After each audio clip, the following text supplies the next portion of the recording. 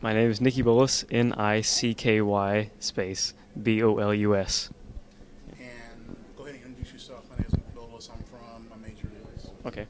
My name is NickyBolus. I'm from Birmingham, Alabama, and my major is mechanical engineering.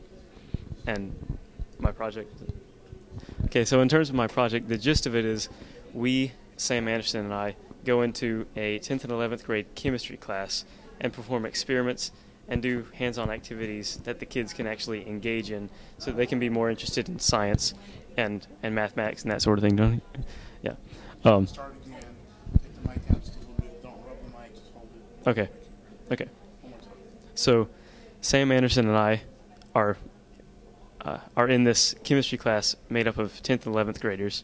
And basically what we do is we go in and we perform experiments and we let kids engage in hands-on activities so that they can have a more in the present, like, how do they're better in. Let's try it again. Okay. Sorry.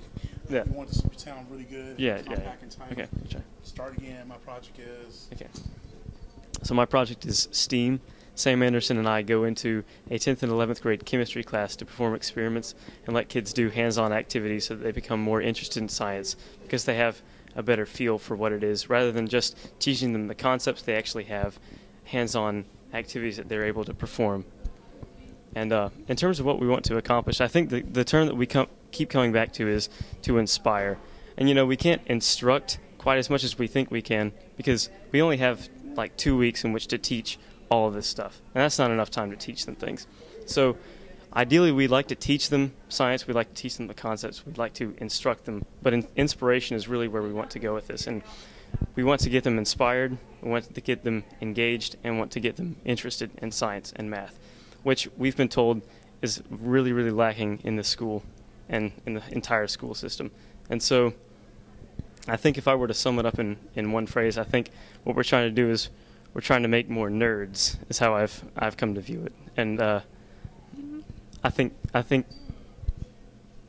it's a really realistic endeavor to do because we can introduce them to these things and we can't necessarily make them buy into what we're doing, but I think we've had good results so far. The kids have been saying they've been having a lot of fun and everything. So I think as long as we push them in the right direction, we have faith that they'll be interested and they'll try to pursue higher education in science and mathematics because those fields are becoming increasingly more and more important in the modern world. That's how I would sum up our project. What's the kind of activities that you're doing? You mentioned 2 weeks. What are you doing in those 2 weeks? Right.